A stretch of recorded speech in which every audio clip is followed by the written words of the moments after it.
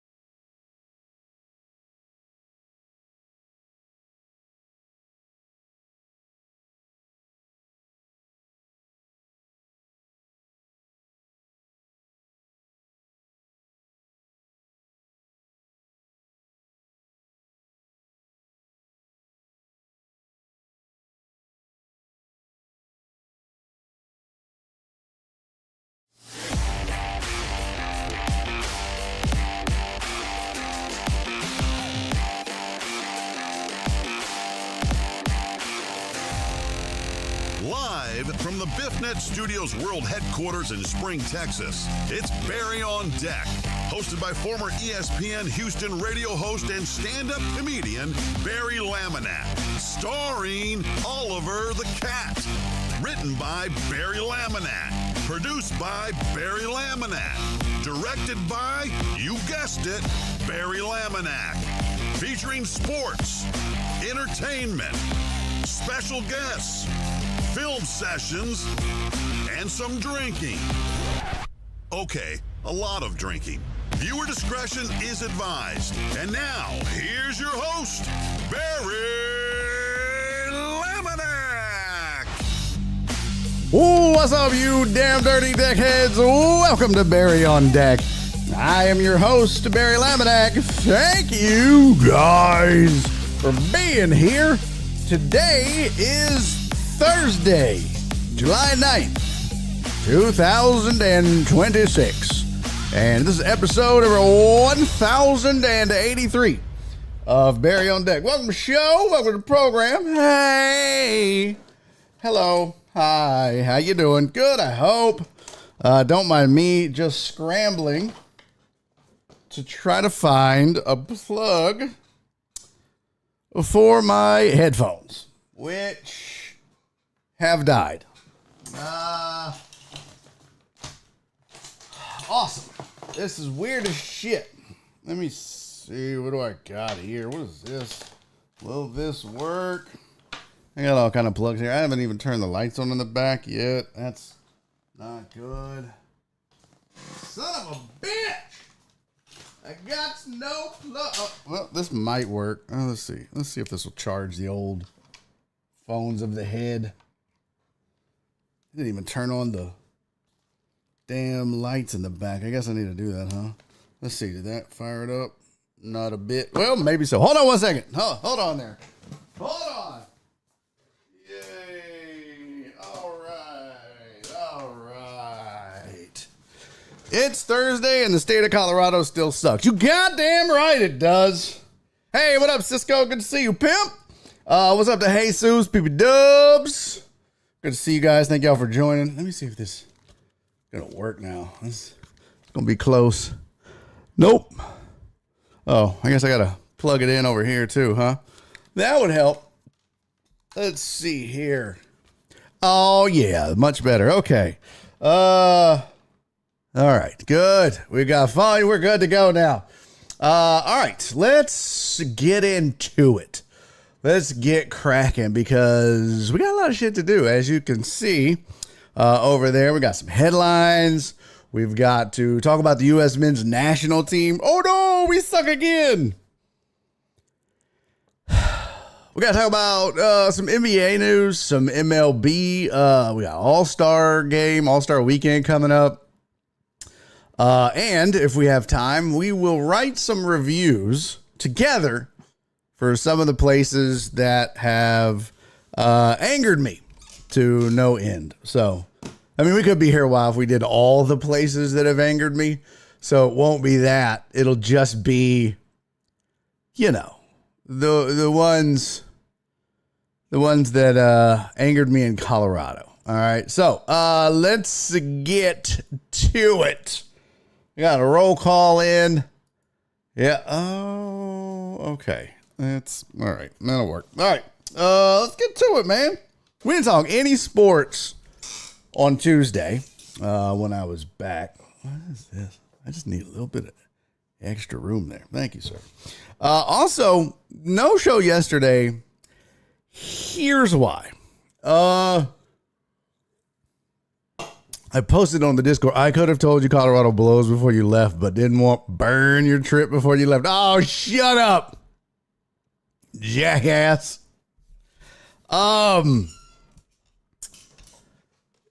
So I did my taxes on time this year for a change. I got them in April 15th with like 2 hours to spare and got a refund. Believe it or not, was excited about that.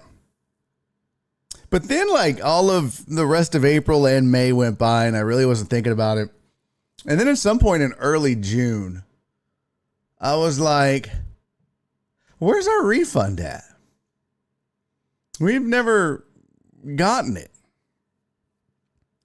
So I logged in. I couldn't find anything. TurboTax said, oh, your return has been accepted. And it was like, okay. So what's going on? So I log in. There's like this thing you can go to and you can like check the status of your refund. I did that. And they're like, your taxes haven't been processed yet. I was like, what? So I was kind of hemming and hawing around, you know, half trying to figure it out, half out of other shit to do, forgetting to do it, all that rigmarole, as the kids say. The kids like that saying, just so you're clear. They love that saying, in fact. Rigmarole, it's a fun saying for the kids. So finally, I was just like, man, I don't know what's going on. I end up getting a letter in the mail from the IRS. And that's something that I don't care how above board you are. And I am. There's one thing I don't do, and that's mess around with the taxes. Many a man has met his downfall trying to screw the IRS. So it's one thing I don't do. I mean, if I need to file an extension, I'll file an extension, but I claim everything. I report everything. I track everything. So getting a letter, I was like, oh, shit. No, Evil Death said, did you get scammed? So fortunately, no, I was not the victim of identity theft or a scam. Unfortunately, they sent a letter basically saying, hey, we don't have enough information to process your taxes. We need more information. And I was like, huh? Like, why? And they were just like, look, this is all of the information that we need. So I got it. I got the letter on Monday. And then I was like, all right. So Tuesday came and then I was like, you know what? Let me call them on Wednesday. And that was a goddamn nightmare. What's up, Amos? What's up, John Dorier? It was a nightmare. I mean, the amount of time that I sat on hold, I could have redone my taxes. I got hung up on. I had to start over because nobody bothered to make notes in my account. It was just a fucking nightmare because it says, you know, if you have questions, call. And I did about some of the things that they were requesting, and I didn't want to mess it up. I want to make sure I did it right. Anyways, from about 12:30 in the afternoon to about 6:30 in the evening is how long it took to finally get some understanding and then go and gather all the shit that I needed to gather. Because, oh, by the way, it was all due tomorrow, the 10th. And I was like, ugh. So I just had to get it done. I was like, you know what? I'll just bite the bullet and get it done. And I did. So hopefully that's behind us and we can move on with our lives.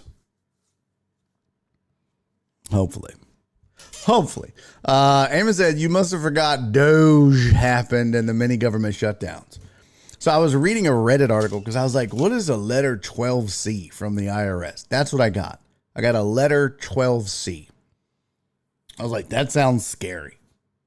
I didn't get a 1A. I got a 12C. You know how long they had to think of shit to come up with the letter 12C? That means they went through letter A through Z, 1A through Z, 2A through Z. They got all the way to 12C. It's like usernames. And we're finally like, how else can we fuck people? Letter 12C. Yeah. No, I don't know what's gonna happen. We'll see. I think everything's fine. But I got everything submitted, so fingers crossed. But I will just say, it was not the smoothest transaction in the world. Okay. John Dorier, why didn't that go off? John Dorier with a 30 stream streak. He said, sorry about your brown eye. Oh yeah, I need to play that for the people. The easiest way to get the IRS to do anything is to talk to them the way you spoke to United Airlines agent. Trust me, you should call them right now on air and do it. First of all, anytime a deckhead says, trust me, no, fuck no, not doing that. Cisco said that's also what happens when you do them one time. The IRS is like, wait a minute. What's he up to? Well, hopefully it's all behind us. Now, John Dorier brought something up that I forgot to show. I don't know. I shot a sketch. Now, I didn't write this sketch. Aw, there's me and my baby on my Facebook memories from when we went to D.C. and Philadelphia 14 years ago is crazy. Make the White House great again. All right. I shot a sketch. A lovely man named Pedro Delhi wrote this sketch. He directed this. He was nice enough to invite me to do this. And it was a lot of fun. Like a lot of fun. Now, it's about a 5-minute sketch. So just deal with it. Okay. Just watch it. And, when we're done, we can talk about it. Let me make sure the audio is working here. Let me peer into your future. Okay, I can't hear it. Let's see. Is that okay? Now I can't hear me. What the hell? That's crazy.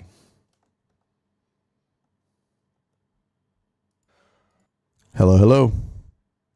What the fuck is happening? Very strange. Very strange indeed. What the fuck? What the shit? What the shit? Nothing. Wow. Why does that go? That shouldn't be like that. That's weird. What the hell? I have no idea what's happening right now.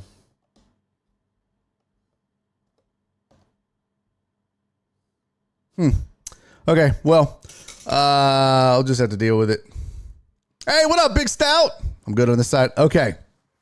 All right. Yeah, kind of a film session, but I'm not breaking anything down. But this is a sketch. It's a comedy. And Pedro Delhi wrote it. He directed it. They had a camera crew, lighting guy. They had the whole shebang. It was a really cool, fun thing to do. So I'm gonna play it for you guys. And oh, there we go. That's weird. I'm gonna play it for you guys. And yeah, I hope you enjoy it. It was a lot of fun to make. And, you know, your boy had to do some acting chops. So here we go. This is called Third Eye Brown. Okay? Written by Pedro Delhi. Check it out.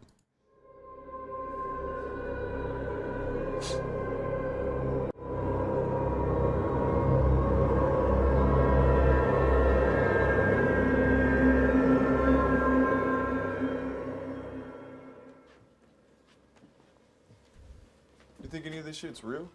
Nah. I mean, but I always wanted to go to a psychic. Yeah, me too. I wonder what they'll see. Welcome. Come, sit down. Let me peer into your future.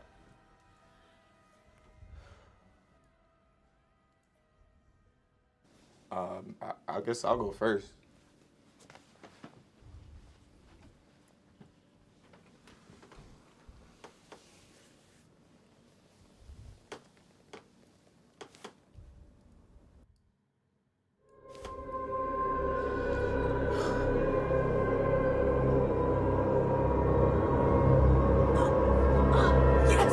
Yes, I see. A promotion in your future. What, really? Yes, your boss is going to call and give you that open position. Oh my goodness, I've been wanting this promotion for a long time. Thank you. You're welcome, dear.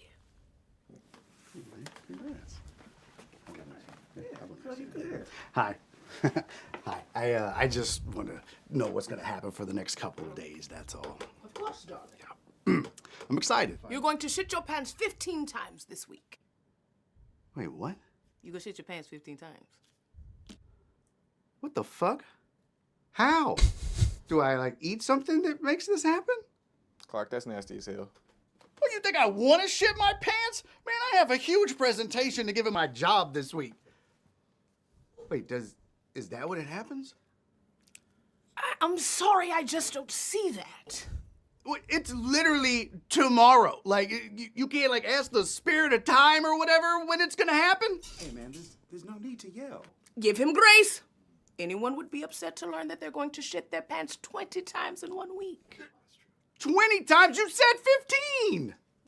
Yeah, I saw a couple more in there. I'm sorry, babe. She's so I'm giving the best man speech at my brother's wedding. Does it happen then? I'm sorry, I just don't see that. All I see is that you go shit your pants 25 times this week. 25 times? What the fuck? Yeah, they just keep on coming in, dude. It's crazy. Okay, listen, lady. I'm a surgeon, and I have a huge operation coming up in a couple of days, and if things don't go well, this man could die. So do I shit my pants during the operation? I don't know. You better get him. Don't mind him. She's great. He's just in shock. Right? You better get him. Can you calm down? Okay. Jesus Christ. I'm sorry.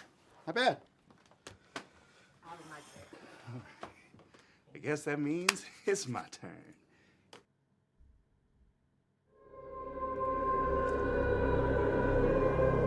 Ain't that the truth, Total Dallas? Oh, I see great things for you, young man. Yes, I see that you are going to meet the love of your life next month at a Whole Foods in the frozen food section on a Tuesday at 5:34 p.m.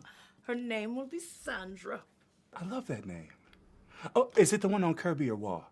Well, Oh, that's perfect. That's right by my house. I'll be there what next month. The fuck? What the fuck?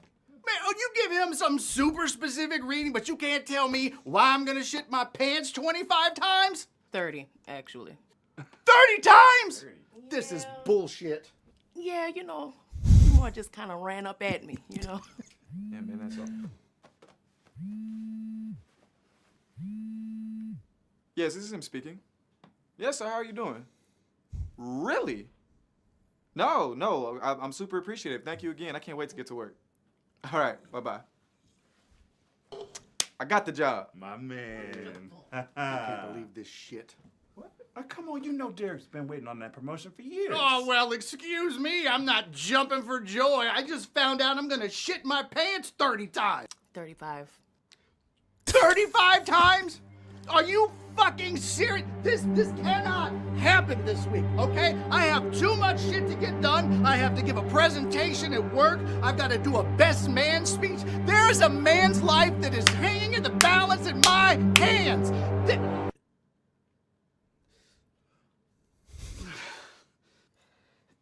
Hey, Clark, man, are you okay? Yeah. Only 34 left. 39.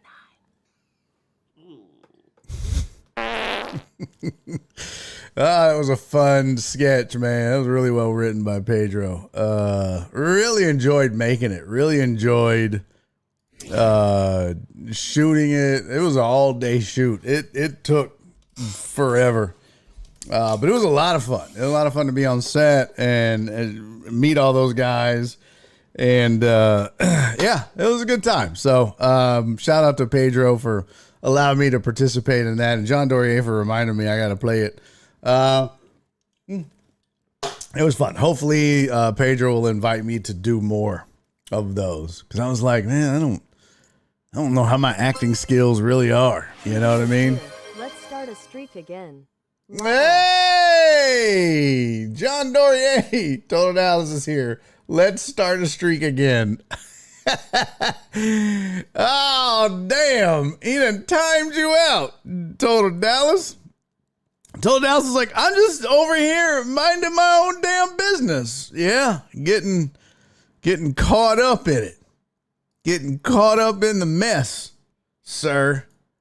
Guess that means you know what time it is, don't you? Bye, have a great time. Get the fuck out of here, you fucking accuser! Get out. Well, see you later. Get out of here! Goodbye, everybody. I thought say good afternoon, ladies and gentlemen, and the memory of Total Dallas. See you later, fucker. All right, Total Dallas, get the fuck out for 10 minutes. Let me see. Put user in timeout. 10 minutes. Confirmed. All right, he is in timeout. He was like the only guy over there for a while on the YouTubes, but yeah, shit happens. Don't I know? 39 more to go. But what's up to P. Shewett? What up, pimp? P. Shewett said, didn't feel like you were acting. Shut up. B. Shewett is over there on YouTube. Rudy Rob, what up? So, sanitize, wash hands, social distance. Back the fuck up. And Heartthrob, what up, Philip Bernard? He's like, y'all remember Total Dallas? Oh my God. I remember. Yeah. Well, rest in peace to Total Dallas. We'll see him in about 9 minutes, I suppose. All right. Let's. Yeah, John Dorier said, rules are rules. I know. He gone. Oh my God. I double hate your guts, Rudy Rod. Fucking double hate your guts. Not only did you say you were pretty good, you called it a skit. You know what? Go fuck. I wish there was another timeout. Kiss my ass. You'd get the song played, jerkwad. Instead, I'll just put this up. I'd eat porridge off Clarence's milk jugs. We still have that. Is there time to preview this weekend's Max Holloway versus Conor McGregor UFC fight? We can discuss. We can discuss if we have time. Sure. Why not? Why not? I'm a man of the people. I'd like to give the people what they want. Let me see if I can find, let's see, UFC McGregor. Shut up, cat. McGregor Holloway. I just want to see like what the odds are. That's what I want. Yeah, no, fighter picks, main card. I just want the odds, man. No, I don't see the odds. Let's see.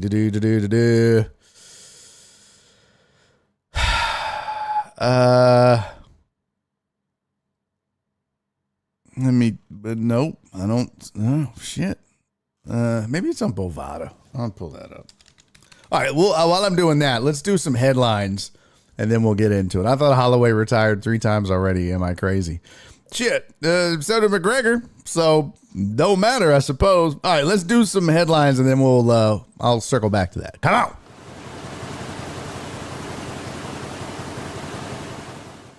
All right, here's your sports headlines for the day.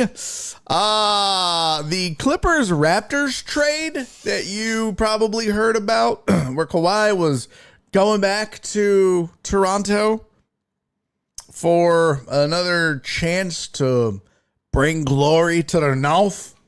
That shit is on hold now. The reason it's on hold is because the probe into whether the Clippers funneled money to Kawhi, circumventing the salary cap, that's not over yet. The probe, they're still probing. They're still probing. They're still probing, and that was gross. But they're still looking into this matter. And so they said that if the trade were to happen, that whatever penalties were to occur that would affect Kawhi Leonard's salary. So if they find that, oh yeah, you guys hid $40 million, right? They would have to add that to Kawhi's salary, and that would be with the Clippers, and they would have to pay it, whatnot. Well, the Clippers said, well, if the trade goes through and that happens, then Toronto's on the hook for whatever judgments are levied against the act. And so Toronto was like, "No, we're good. We'll wait. We'll hang out. We'll see what happens." Now, the crazy thing is there's no timetable on this. So it's not like they're like, all right, clock's ticking. Got to have this done by game 1 of the next season. No, they're just like, whenever it's done, it's done. So this could linger for a while, which then makes you kind of wonder what Kawhi is going to play, obviously. And all of the others involved in the trade, which was like Brandon Ingram and who else? Let me see. Clips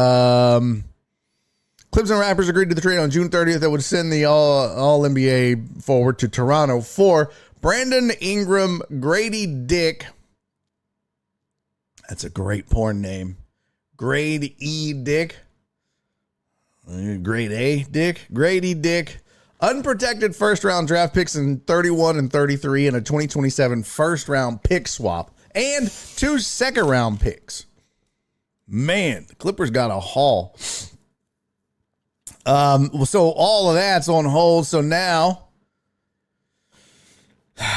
you gotta, if you're Ingram and Dick, you gotta just suck it up and play. That was a poor choice of words for Dick.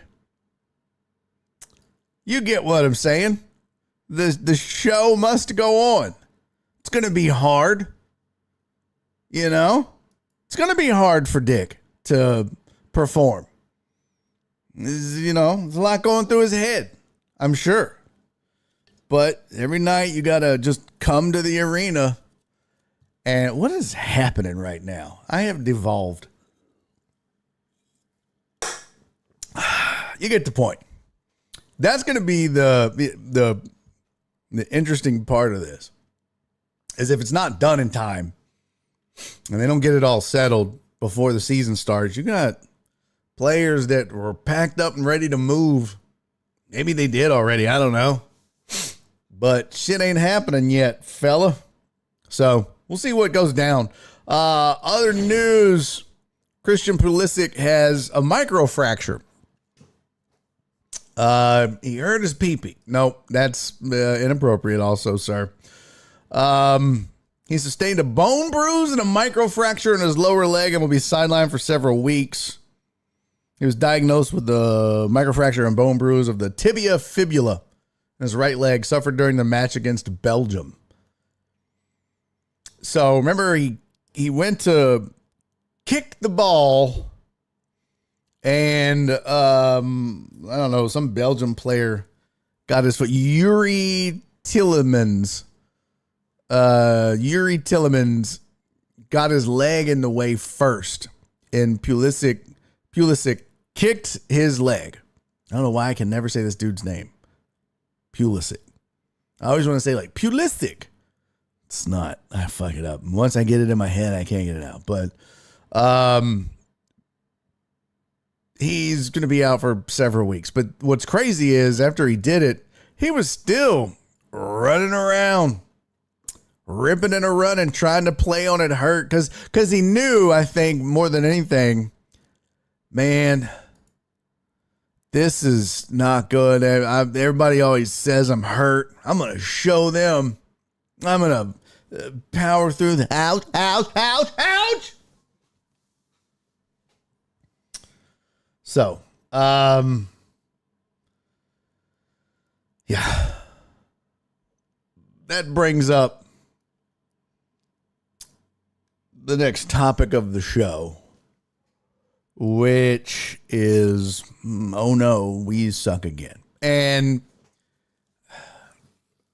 the U.S. men's national team, if you've been living under a rock or don't care about soccer, were on a spectacular run until they ran into a good team.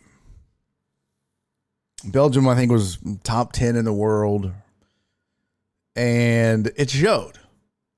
Goalkeeper was awful for the U.S. They just didn't look like the team we saw playing in the knockout or the divisional round or whatever the fuck they call it. One of those rounds. I mean, it showed. You know, I'm not a soccer expert. Okay, I'm not going to sit here now because I've watched 6 games and be like, oh, well, what I would have done, I don't fucking know. All I know is you could not, if you just watched this team play in the World Cup, that game against Belgium looked completely different than all the other games we saw them play. As far as, like, just their how they play, like, not just spacing, but, like, I don't know, they just looked discombobulated, as the kids say. Kids love that word. It's a big word in the kid community. And you could just tell something was off. Something wasn't quite right with that team that day. I mean, it was boneheaded decisions and dumb shit going on. And somebody said on the announcement team that they look kind of timid, and they did. And it doesn't, for me, okay? Now, I don't know about the rest of the world or the rest of the country, but it doesn't take away the joy and the excitement that I had watching this team. It was, you know, in typical American fashion, once they got a few wins under their belt against subpar teams, I think everybody thought, no way we lose this. We're going all the way. We're going all the way. USA! Yep. And then you ran into a good squad, and it was like, oh, that's what a world elite looks like. Yeah, we're not that. Not that at all. And so people were like, oh, shit, here we go again. All this, like, the U.S.-Belgium match was like the most watched soccer game in the world, or in the nation, in the U.S., in U.S. history, until England played. And then that became the most watched. But I think Americans, we get spoiled and we get cocky, and we think we never lose at anything. And look, there's just some things that this country is not good at. Soccer is one of them. Men's soccer. Women's soccer, we're good. But men's soccer has not been good for this country. We have not been good, especially on the world stage. Was it fun? Yes. Was it an improvement? I would say so. I didn't watch a lot of World Cups in the past. I watched a little bit here and there, especially men's. But to do what they did, I mean, look, you got to give credit where credit is due. They trounced a Paraguay team that ended up showing really well. I think they lost to France 1-0. So they did some good things, right? They had plenty of moments. They had even the commentators and the pontificators and all of the haters, including the haters, believing that, look, this team could make some noise. And now everyone's like, here we go again. And the biggest thing that sucks is all these people that got excited now are not going to give a shit. And I don't know that that's the case. Because I think the average fan that watched, that is not a diehard soccer fan, right? That doesn't have a team that they follow or root for, not just in MLS, but overseas and all that shit. I think that comprised the vast majority of viewership. And I think those people, while they might be aware of the ineptitude of the U.S. men's national team in the past, I don't think, because I speaking for me, but I put myself in that category of, I don't watch soccer. I don't have a team I follow, none of that. But I'm not disappointed. They just lost to a better team. Am I excited about the next World Cup? Yeah. Now I am, honestly. I want to see what the U.S. men's national team can do. Can they build on this? Like, that's how I'm approaching it. But diehards that have been watching this team for years and decades are probably like, same old shit. But a lot of us are like, oh, this is a good building block. Let's see what happens. Man, this was fun. Let's do it again. Let's run it back. So I think that's, if you're a diehard, I get it. I understand why you would be upset and angry and, pessimistic. But I think that this team did a lot of good for the sport in this country. And for the fans, the fringe fans, and people that just don't watch the sport. They were all attracted and drawn to it. And then that has a trickle-down effect. Because, you learn about guys like Mbappe and Haaland. And now my feed is full of like soccer videos and highlights and lowlights. So, hey, my sweet, sweet Donna, what's up, girl? What up, B. Hannon? Yeah, B. Sure said way better showing than we all expected unless you're a delusional fan of the World Cup team. Don't disagree with that. I still follow the Dynamo just like I follow the Texans, Astros, and Rockets. Okay, that's good. I mean, I don't. But also, I'm not attracted to the sport in that way. You know what I mean? Like, my relationship with soccer, it's like that one chick you knew in high school where maybe she didn't go to your school. She lived, somewhere else. But every once in a while, you would see her at a party or run into her somewhere, and y'all would fool around for a little bit. You know what I mean? Just, hey, what you been up to, girl? You know what I do now? And then you would go your separate ways and not see each other for 4 years. And then when you saw each other again, you'd be like, yeah, I remember 4 years ago when you did that little thing. You kicked my balls. That wasn't cool, soccer. But you know what? I'll try a kink once. So I think that those fans are not going to go away. And you know what? Maybe soccer made a few fans in the process. That's the other thing you got to consider is there might be some fans. I'll say this. I appreciate the game a lot more now. Hey, what up, Uriel? I appreciate the game of soccer a lot more now than I did before the World Cup started. I would always, make jokes or whatever, and soccer was just not like a thing I hated. It was just more of an afterthought. But now I find myself sitting down during the day while I work or whatever, and I'm watching other World Cup games. I'm like, okay, you know, it's somewhere between like my love of baseball and playoff hockey, right? It's like there's that, and maybe it's, you know, like when there's certain really cool events on or whatever now, I'll watch it. Before it was a no go. It was a non-starter. I would never sit down and just randomly watch a soccer game. But I will now.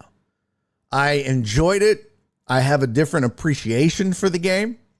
I mean, I was looking up rules, and I think that happens a lot. But I think a lot of it, first of all, the offside rule is stupid as fuck. But we talked about that already on this show. But I started looking up those rules and these rules and this and that, and how do subs work and how does all this shit work? So it changed me. And I think that's really all you can ask from the men's team right now is, can you draw more people to the sport? Can you make soccer great again? Okay. Can you make it fun? Can you make it interesting? Can you get people involved? Because the trickle down of that is, if I'm a dad and I'm now into soccer and that's fun and my kid wants to play, it's different than before when I would be like, nah, you're gonna play real American football and baseball, basketball. You might be more inclined to be like, you know what? Yeah. And that's how you're going to build new stars in America. It's a trickle down. It'll take a while, but it ain't going to happen by next World Cup. So, oh, look at that. Bop, scored. Uriel said that's all I hear now. See? Bop. Yeah, so right now it's Mbappe 1, Morocco 0. Because bop. Scored. Yes. Yes. I see you know your judo well. Yes. I see that you know your judo well. But I enjoyed this World Cup a lot. I'm glad I watched. I will continue to watch. Like, I don't want to know the final score here, even though, hey, look, France is going to win. There's no way Morocco is beating France. France is like one of the 2 or 3. But I am pissed that my Portugal bet is dead. Thanks a lot, Ronaldo, if that is your real name. I shouldn't have fucking listened to whoever told me to bet that. I don't even remember who we were going to bet. So, all right. There's enough discussions about the beautiful game. That was the boost back in 94 after the World Cup. There you go. See? You get it. B. Hannon said, the Hanson song? Sure. Yeah. Professionals say our youth leagues and academies are not well run for us to get better. Okay. That's fine. But, you know, things will change slowly over time. Amos, I mean, the U.S. has only really been trying to be competitive for about the last 16 to 20 years tops. For everyone else, it's been a way of life. True that. B. Shua said, damn, Bear, you got me thinking I need to call her back after 3 years. Thanks a lot. Yeah. Don't be an asshole. Call her. Invite Glenn Davis as a guest on your show. I mean, I don't love it that much. Okay. I love Glenn that much that I absolutely would. I'm sure he's probably a little busy right now. Even though I said Glenn could be a regular for MLS and European soccer talk, like Joel Blank for the NBA. Oh, there's no doubt. Glenn is a great human being and one of the smartest people I know, especially when it comes to soccer, but it's just not the vibe of this show. It's expensive for kids to play club soccer. Well, it's expensive for kids to play club anything. Football, basketball, baseball. And you know, it's always going to be a struggle because they're going to lose athletes to other sports. Just simply because it's easier to make money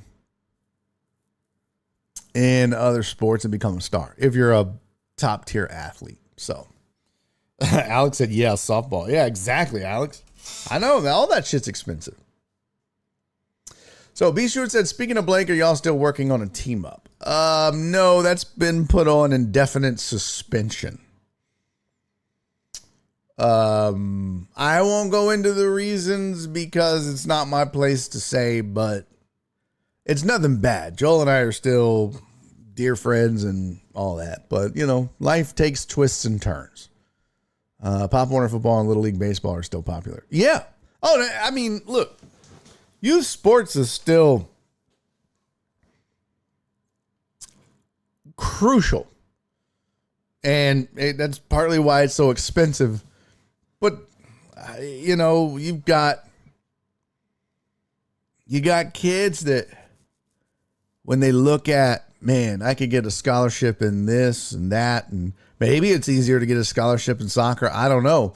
But if your aspirations are the professional level, kids look at that and go, I'm probably never going to play overseas if I play in the MLS, or I could play baseball and get drafted in high school and make a shit ton of money after, or basketball or football or whatever it is. So that's just going to be a problem for a long time.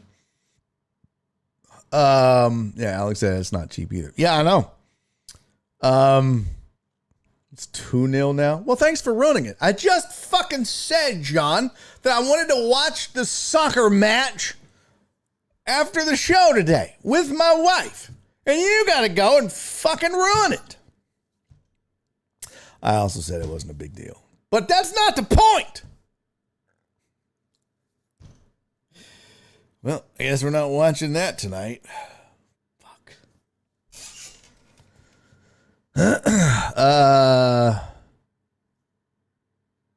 What a dick, John.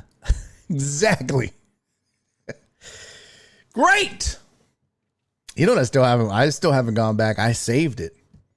See, I was quiet. Thank you, Big Stout. Can always count on you, Big Stout. Not John Dorier. That guy's an asshole. But yeah, apparently, scored again. So now it is 2-0 Francois. But don't worry. I'm sure France will give up and surrender some goals here in a little bit. It is what they do. You know what I'm saying? All right. You know what? That's enough. Calm down, Laminac. One thing we haven't discussed a lot.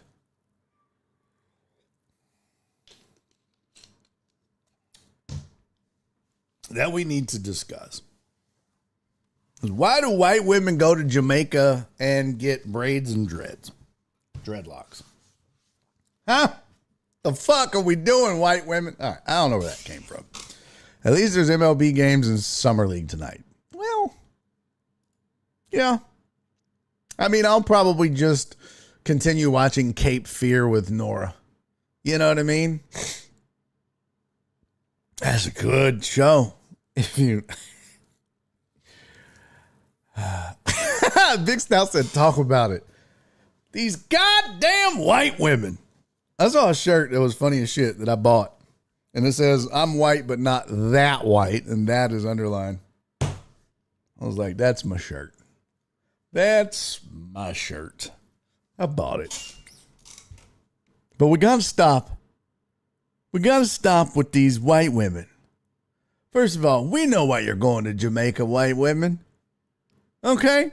Nobody judges you. It's the same reason white men want to go to, where's that place where you can do hash for free and have sex with women?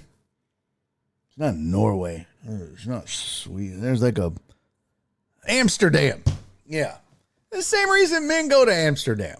Okay? So we know why you go to Jamaica, white women. It's fine. You want to get high and get some dick. Again, I mean, we don't go to Amsterdam to get high and get dick. Maybe some do. You get my point. The drugs and the sex, okay, it's the same. But what you don't see is white men go to Amsterdam and then, get, I don't know what Amsterdam's look is. Wooden shoes? No, that's Denmark. Fuck, I don't know. Listen, white women. Okay, go get your little weed, a little Jamaican peen, but stop with the cornrows, the dreadlocks. You look fucking stupid, okay? You look fucking stupid. Saw a white girl scratching her head like this. I'm like, you don't even know why you're doing that. You have no idea why you're doing that. You just saw some Jamaican woman do that, and you're like, well, that's what we do now. No, it's fucking not. Okay?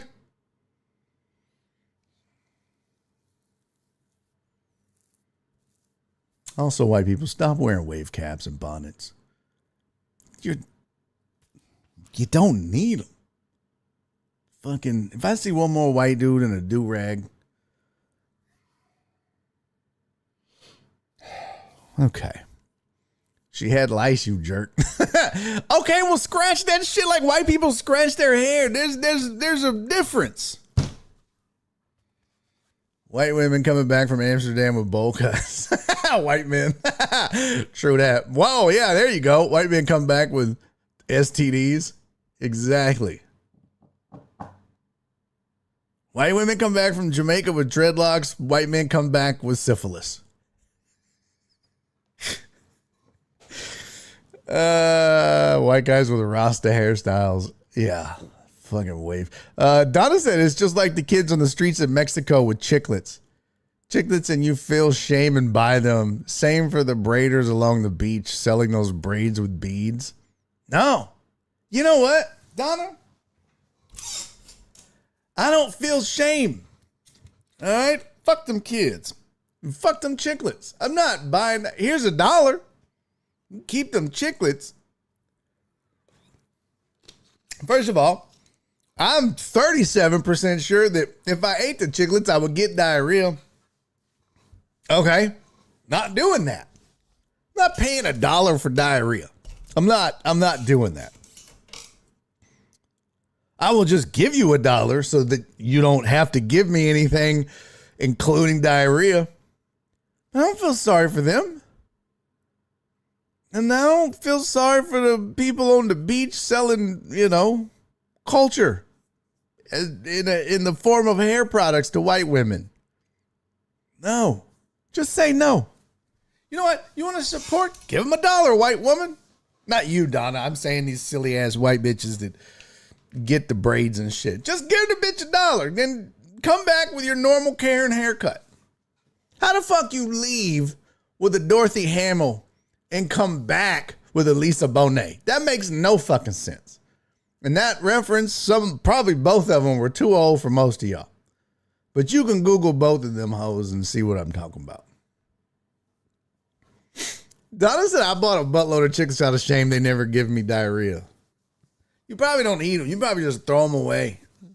You know what? If you were smart, Donna, what you would do is you would buy the chiclets from them and then turn around and sell them for more money to them. Like buy them for a peso, sell them for $1. Did you see my ex-wife? Nope. Big Stout knew who I was talking about on both occasions. Thank you, brother. Thank you. You pay Whataburger $30 for bubble guts. Not always. Not always. Also, it was In and Out. It gave me bubble guts. White guy, let's see, going to a foreign country and coming back with an accent. That is so fucking true. That is so. Remember when Madonna all of a sudden developed a British accent?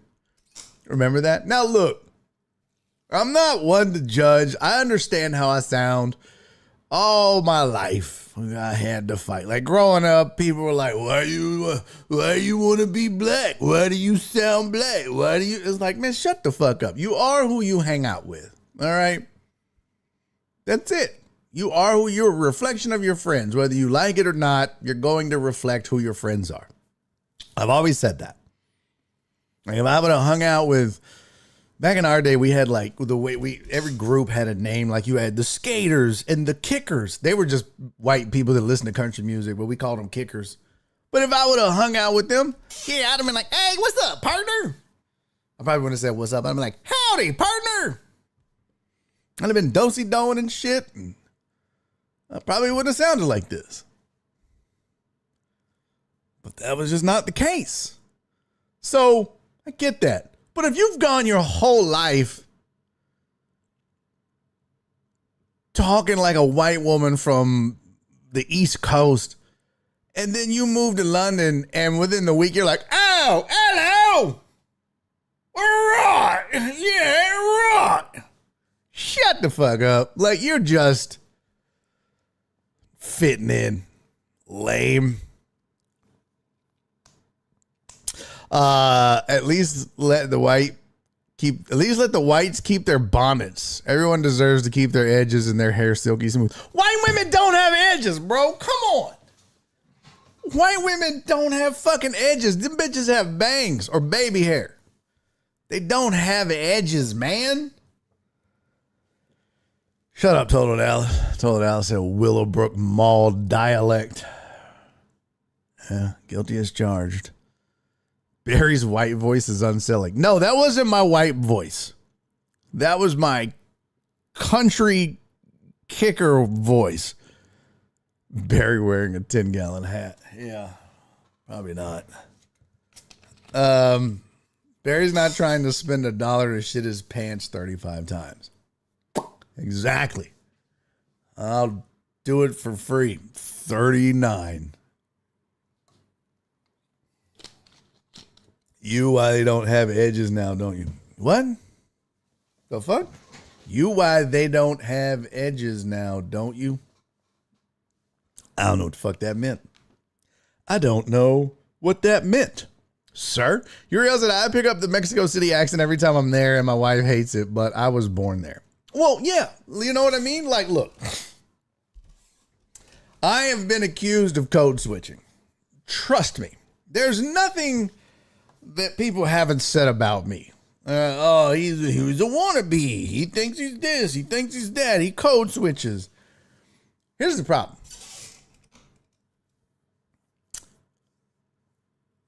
I might code switch, but it's like reverse code switching, right? Like I had to try to turn it off the way I normally talk. Like if I'm doing like a corporate gig, I have to be like, okay, let's do white voice. Be like, hey, everybody, how's it going?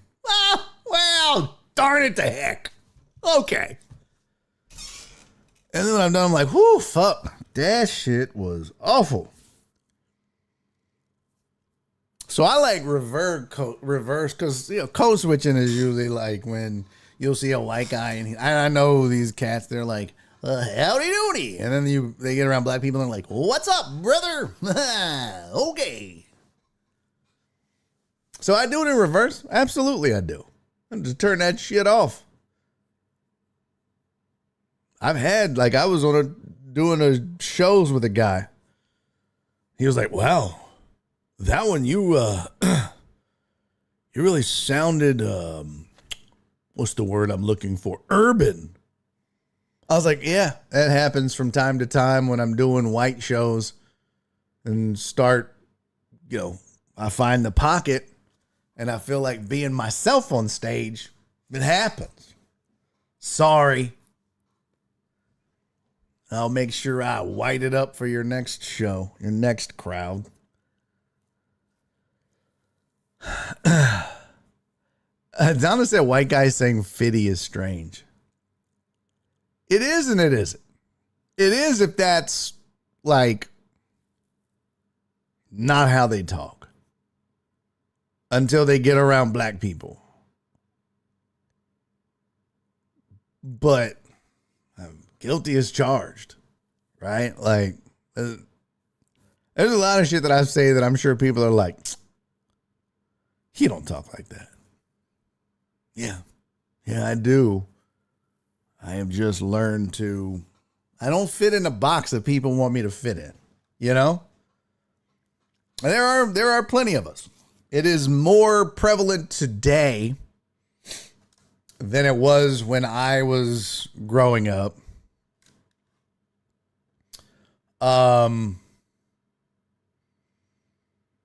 Like, I graduated in 92. So, 88, 89, 90, 91, 92. Oh, shit. Late 80s, early 90s. There wasn't a lot of white people that hung out with black people. Okay? That was just not a thing. There wasn't a lot of me. I can tell you that from experience. From being the only white guy in a lot of functions, at a lot of events. But, as things have been, and it's great. I think it's wonderful. Like you see, the internet's fantastic because it's opened up the world to people. It's opened up different cultures and races and appreciations for things, and even as white people saying faux shizzle and bling bling. Yeah, I think I went through this one time, the things that white people have ruined. Trust me, slang is top of the list. Raise the roof. Remember that? Remember when raising the roof was cool? Not till white people got a hold of it. And the WNBA. They run that too. Let's be honest. WNBA may have had a bigger part in ruining Raise the Roof. White kids ruined the dab. That shit was dope until little white kids got a whole little white going like, that's all they fucking did. Be like, hey buddy, you ready for school? Fuck yeah, Dad. And you're like, oh, Jesus Christ. The fuck out of here, Skylar. No, take me to school, Dad. Like, no. I hope you get your ass whooped, son. I do. I hope you get beat up by 7 black kids on the way to school for doing that. Fucking nerd.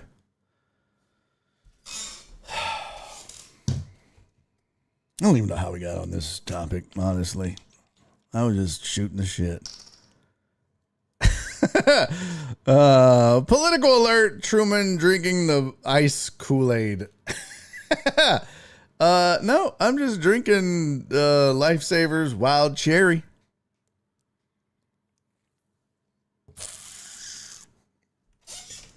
White girls twerking? Yeah.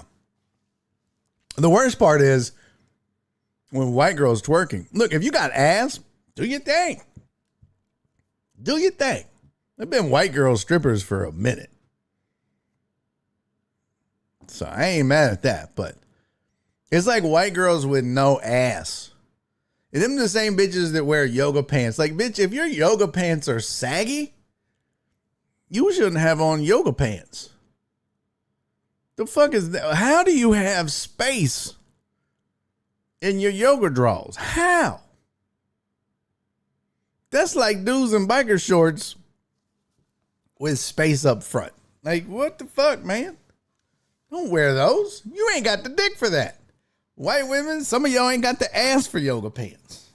Donna said, hey. Donna, are you one of them white women that don't have the ass for yoga pants, but you still wear them? Look like you got a used diaper in the back.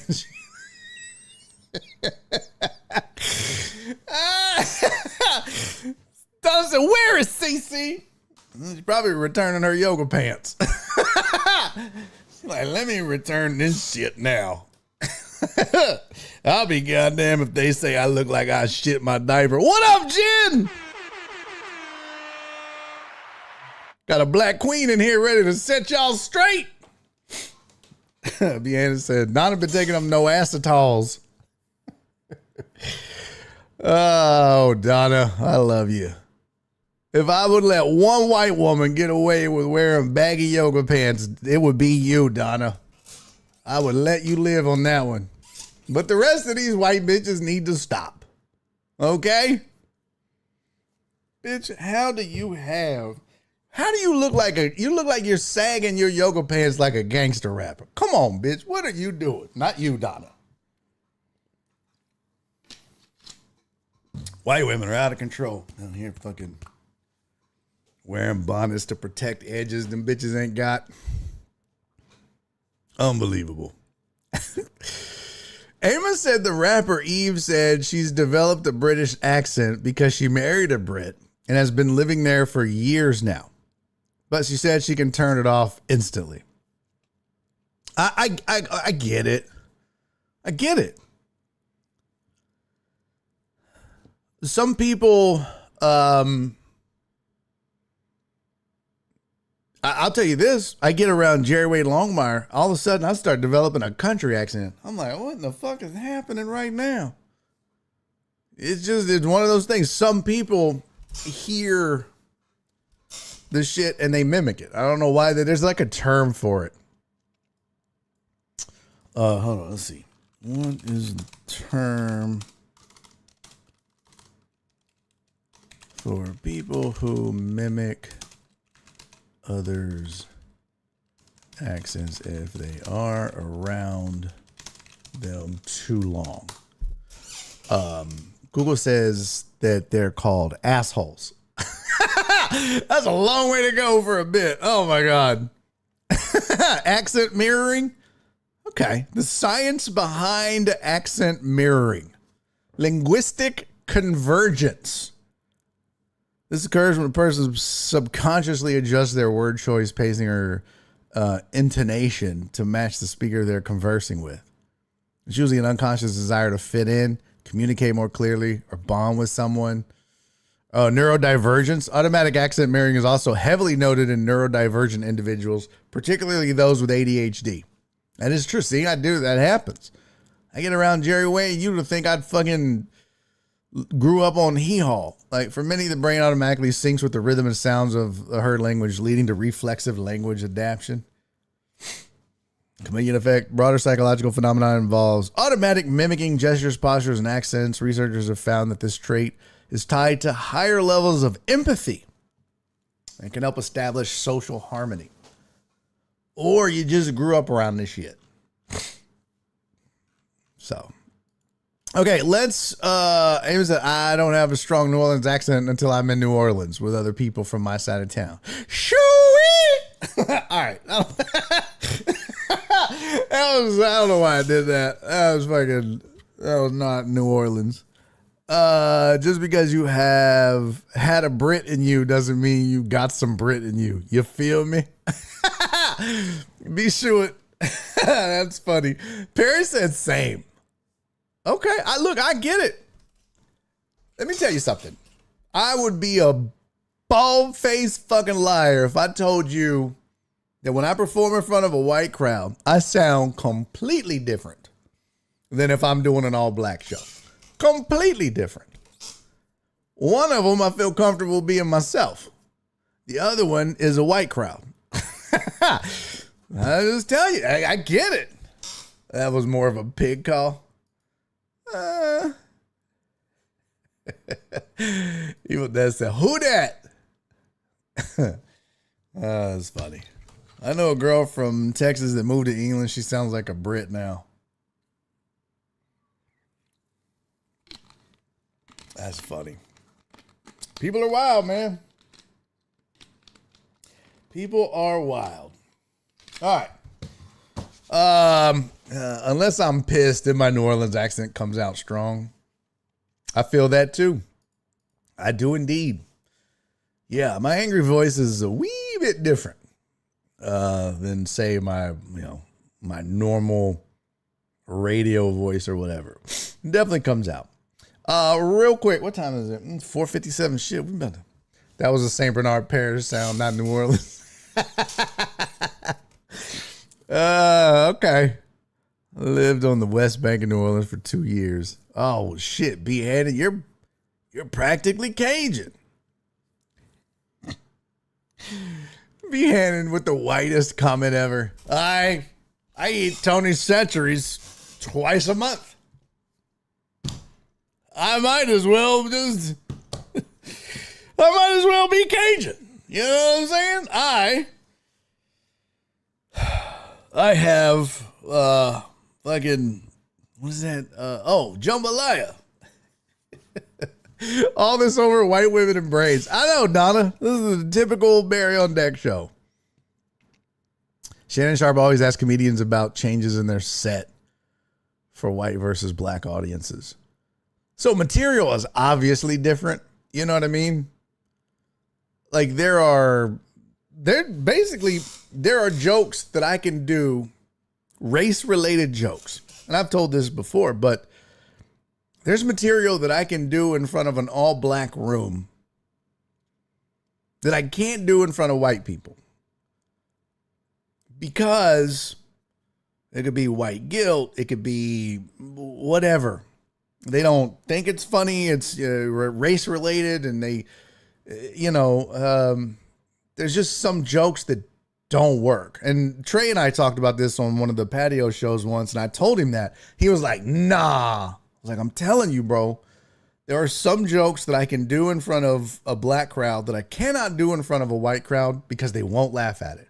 No, black people, it'll murder. They'll love the jokes. But you do it with a white crowd and they seize up. You can hear assholes tightening. And it might be, that they're thinking about racist shit in their head, white guilt, like it's just a whole plethora, as the kids would say, things that might pop into their head. Now, like a mixed crowd, if it's, some black, some white, maybe evenly divided, it'll usually work, but you'll see the white people look at black people before they laugh. This is the weirdest shit. I'll do the joke and they'll be like,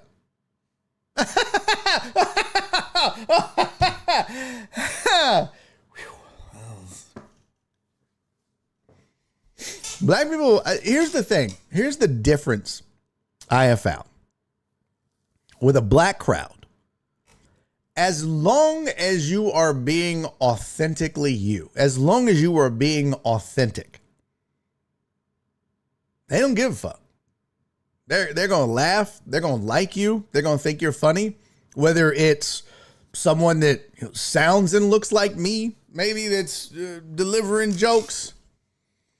And it might be, some rigid, slower paced, monotone white guy that just talks like this. But if he's funny, if he's authentic, they're going to give you a chance. Black crowds will give you, a couple of minutes. And if it's funny, if it's just universally funny, they'll laugh at you and they'll enjoy your shit.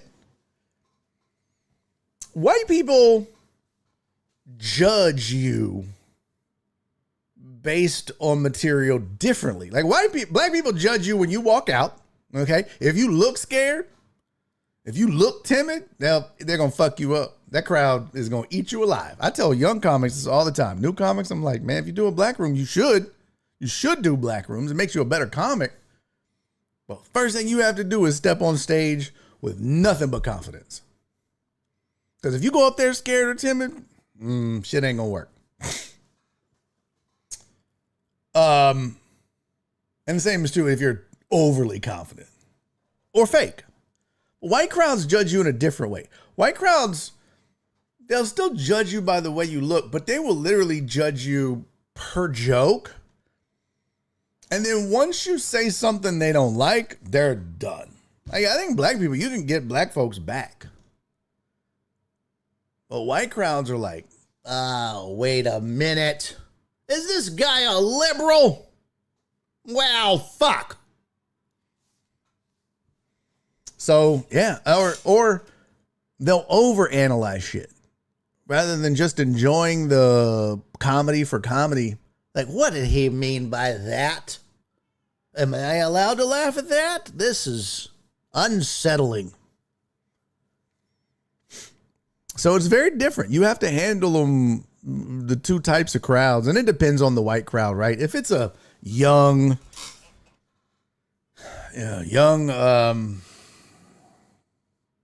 left-leaning white crowd, you know what I mean? Like younger folks, 20s and 30s, That's different than 40s and 50s, which is a lot different than white crowds that are 60s and 70s.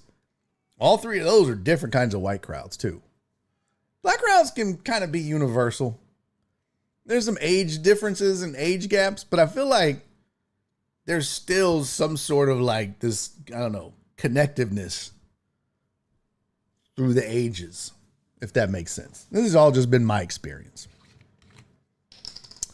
The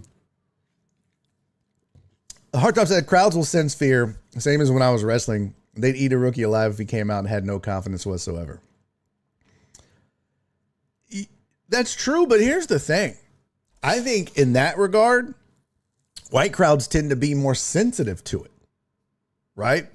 If you come out and you're nervous, or maybe you're new and you're I don't know what to do with my hands, and white crowds pick up on that, and they can be, in general, they can be more sensitive and forgiving and accepting of it, and be like, oh, he's new. Let's just listen and let's just give him a chance and we'll listen. And then if you suck, they'll just be like, well, he was new. But black people are like, get your bitch ass off the stage, man. Come back when you're ready. It's just how it is.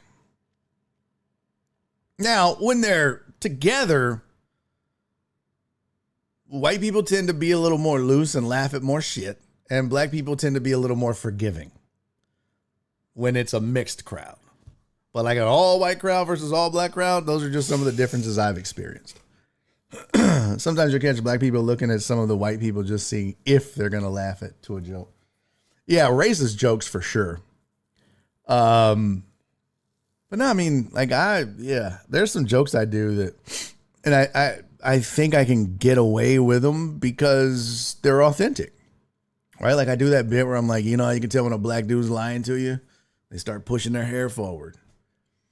And if you just had a white guy that, it was like, I don't know, like a Tony Hinchcliffe. I saw his name in there. I think a lot of times people be like, oh fuck, here goes some more racist shit. And I've had black crowds where when I start that joke, they're like, where the fuck is he going with this? But then once they hear the rest of the joke, they're like, oh shit, that's true. That's true as fuck. That's fun. So again, it's authentic. It has to be real. It has to be funny. It has to be authentic. I watched the stand-ups of both Joe Coy and Tony Hinchcliffe on Netflix. Very different styles, but enjoyed both comedians' performances. That Tony Hinchcliffe special was fucking awful. I don't give a fuck. Joe Coy is a master. That dude's hilarious. He's great. Tony Hinchcliffe, that was a 1 hour open mic set. It was fucking awful. In my opinion. I didn't find it funny. I didn't laugh not one fucking time. Just didn't. It felt amateurish, cheap, hacky, easy, and come to find out, about 5 comics have come forward and said, he stole my joke. Not surprised. All right. Shit. I didn't get to, who was it? Was it B. Shewitt that was asking about the UFC fight this weekend? So, real quick, I don't know, shit, is it? There we go. Max Holloway, favored in the fight. He's a minus 220. Conor McGregor is a plus 185. Yeah. Over under on rounds is 2.5. My question is, when's the last time Conor McGregor fought? When is the last time? Let's see. Last fight. Yes, I do need to get birthdays in. You are correct. The last time Conor McGregor fought was 2024. We're going on almost 2 years. Oh, no, that was canceled. He didn't fight. That was canceled. That was the Michael Chandler fight that got canceled. The last time Conor McGregor fought was 2021. And he lost to Dustin Poirier, who knocked him out in January in the second round, and then in July in the first round. So here's the thing. I just don't know how his cardio is going to hold up. I mean, look, he's always going to have a puncher's chance. Assuming he still has some power, he's always going to have a puncher's chance. Trying to find out what Max Holloway's last fight was. Max Holloway fought March 7th and lost to Charles Oliveira. He fought in 2025 and beat Dustin Poirier. 5-round decision. So he's fought. He had 2 fights in 2024. Like, since Conor McGregor's last fight, which Max Holloway fought twice that year, he's had 1, 2, 3, 4, 5, 6, 7 fights. And McGregor has done nothing but pimp cigars and whiskey and talk shit. But again, I'll say, McGregor has a puncher's chance. But this is one of those things where ring rust is a real thing. And when you're gone for that long, unless you catch them early, and I would say early being like the first 2 rounds, if this gets past 2 rounds, McGregor is fucked. One, he's going to have a huge adrenaline dump in the first round because he's going to be so hyped up. So if he can control that, let's just assume he can. He's a pro. Pro's pro. He's been doing this forever, although not in the last 5 years. But assuming he doesn't have a huge adrenaline dump, which can just kill you as a fighter. I don't know that his cardio or his skill set will hold up past the second round. Is Conor McGregor better than Max Holloway in his prime? Both of them in their prime? Yeah, he was. Conor McGregor at his peak was better than Max Holloway at his peak. But we're not going to see peak Conor McGregor. I'm not so sure we're going to see peak Max Holloway. He's what, 34, 35, 36, something like that? Let me see. Holloway's 34. McGregor is 37. This fight 10 years ago? Woo, buddy. Now, I think that's why the over-under is 2.5. I don't think that they think that McGregor will last that long. So, I just don't see McGregor winning this fight. This is a payday. Again, though, if he comes out, catches him early, knocks him out, and he very well could. It's exactly what he needed to get back into the sport. So Rabbit Larry said, just showed up. What's the Tigers MLB thoughts? I can't watch the game or they will lose. You're that guy? Yeah, I'm that way too. I'm like, yeah, if I watch them, they're going to lose. Sorry, we're actually wrapping up, Rabbit Larry. Man, that's a good question about the Tigers. I mean, are you asking like overall? Like this weekend or this week? Like, what are you asking specifically about the Tigers? They've got what? 1 game left with the Athletics? Yeah, I think that's their last one. Let's see, schedule. No? They got 9, 10, 11, and 12. Yeah, so they got Philly coming up after the A's. Man, it's hard to figure out the Tigers. One, I think Skubal is gone, which is awful, but everybody seems to think he'll be traded.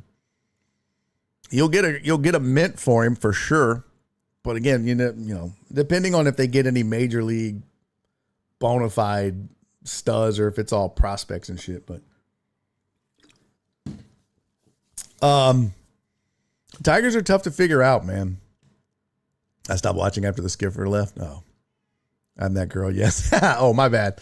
Overall, I stopped watching after the skipper left. Yeah. Tigers are kind of like the Astros to me.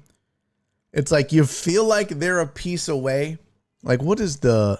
Bro, shut up, Spencer. Sorry, my cat won't shut the fuck up. He's hungry. What's the standings over there? I know they're like in third or fourth. Yeah, they're in fourth. They're 5 back. That's what's crazy. They are a plus 20, which is the best run differential in their division. It is also 1, 2, 3, fourth in the American League. And yet they're in 4th place in the Central and 5 games back. And you feel like they're a piece here, you know, a quality depth there, and they're right back in it. Chicago and Cleveland, just like Seattle and the Rangers, nobody's running away with that division. They are 5 games in the loss column back of first place. And I think they're lucky, just like the Astros and a lot of people in these divisions, that the AL is weak. I mean, the Tigers are 4 back of a wild card. So I think they're a lot like the Astros in that. What are they going to get in the Tariq Skubal trade? What pieces, what other pieces will they try to add? Will they try to add to get better? But you feel like, man, they're just a piece or two away. Will Verlander be a Hall of Famer for the Astros or the Tigers? Yeah, that's a tough one. I mean, he had so much success with the Astros, but I think his heart will always be a Detroit Tiger. It won't surprise it. Verlander's career kind of felt like a rental while he was here. A great rental, a lot of, success but I just don't. I think he goes in as a Tiger, but that's just me. Let me see. Where is his? I wanted to look up his.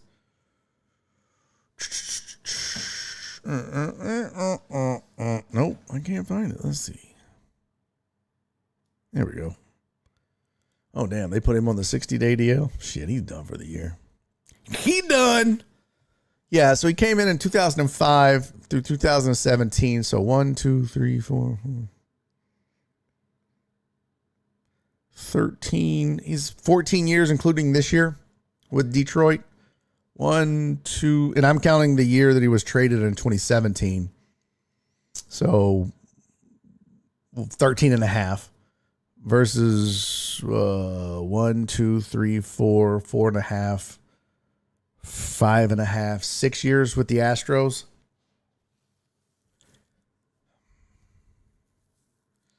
I don't know, man. I still think he would go in as a Tiger just because of how much time he spent there. That's just me. Let's see. Cece, what's up, girl? Sorry I'm late. I heard y'all were talking about my people. No Asians. Yes, we were, Cece.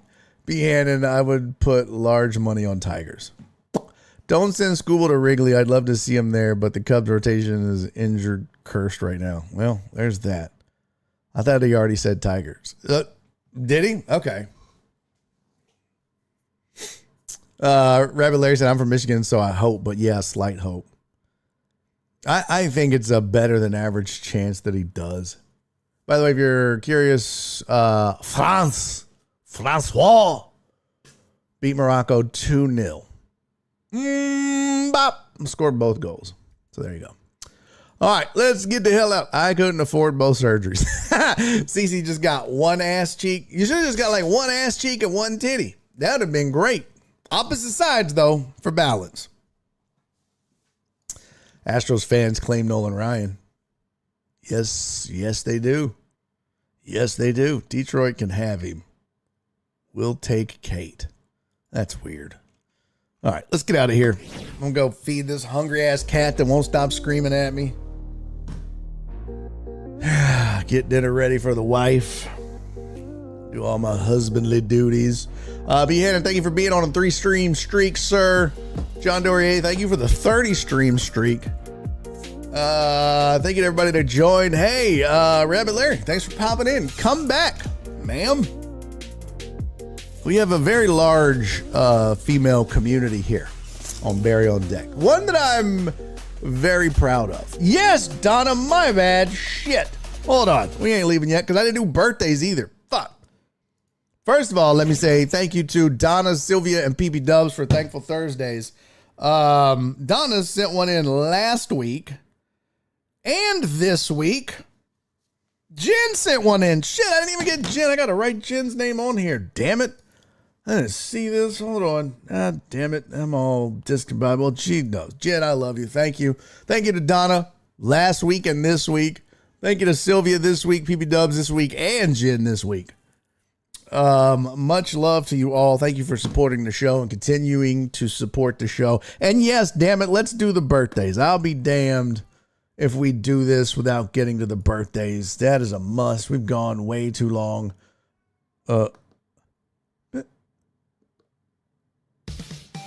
Yeah. Oh, well, I'm glad you did, Rabbit Larry. I'm 88 to 98. What the hell is that? 95 to 2005. But what? What the hell is you talking about? Heartthrob. I have the birthdays. Let me see here. Heartthrob, is it your birthday? Is that why you're on this? Because I didn't have you on the list, dude. 89 to 99. What the fuck is that? I don't know what that means. All right. Well, here's the birthdays I do have. 1960 to 1990. What is going on? Richard Vales. Happy birthday, big dog. Okay, I can't shoot that whiskey. Let me get a different whiskey to shoot. I can't do that one. I had heartburn last time. Not doing that again. Not doing it. Let me see what I got. Little new riff. What? Damn it, Donna, you and that stupid ass 6'7" kiss my ass. I still don't know what it means. All right, Richard Vales, if that is your real name. Happy birthday to you, Pimpin'. I hope it was a good one. It's past. I was gone at the time, but. Oh, Amos said scroll up to my hip hop question. Quick hip hop question before you leave. If you could only choose 10 years of music and the rest disappeared, what 10 years do you pick? Damn, that's good. I don't have time, bro. We got to save that for Monday. Can you re-ask it on Monday? Re-ask me on Monday, because I got, you know, I'm going to have more than 2 seconds worth of thought on that. Vayas. Richard Vayas? Am I been saying it wrong for 8 years now? Shit. Richard Vayas. Shit. Shut up, Alex. One shot per birthday. No. Absolutely not. Kiss my ass. But happy birthday, Richard. Much love to you, pimp. Also, happy birthday to Nick Gambo. Vayas. Okay, Vayas. Vayas? God damn it. Well, I know I can say Nick Gamboa correctly. Happy birthday, Nick. Haven't seen you in a while, pimping, but hope all things are well. Much love to you. Hope you had a great birthday as well. And certainly, last but not least, my guy, Alec.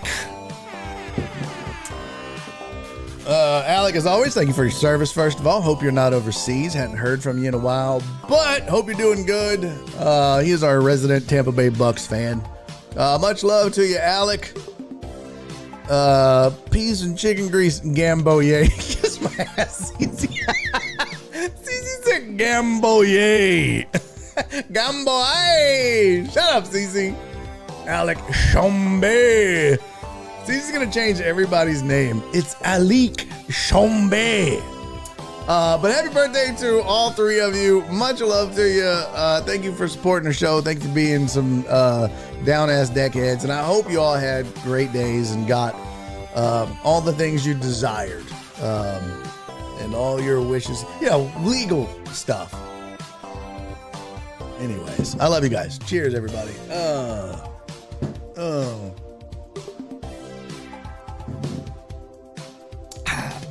That was too much. Oh, yeah. Spicy. Scumbear.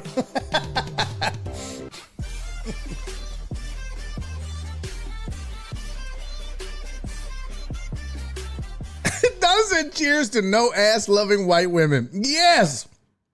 Cheers to them too.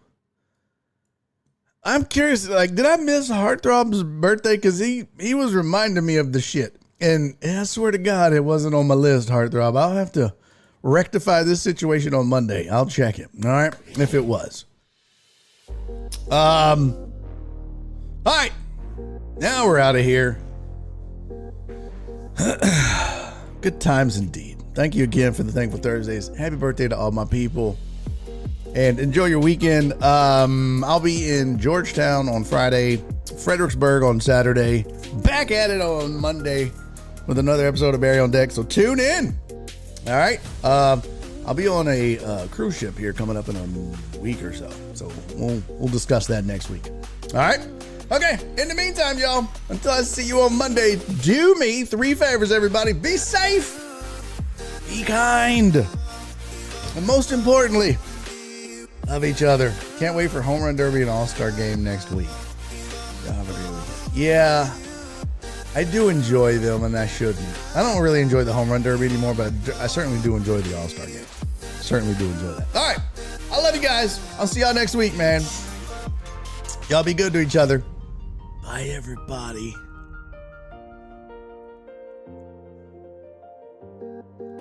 Such a pretty song. Bye. And he's making a YouTube video.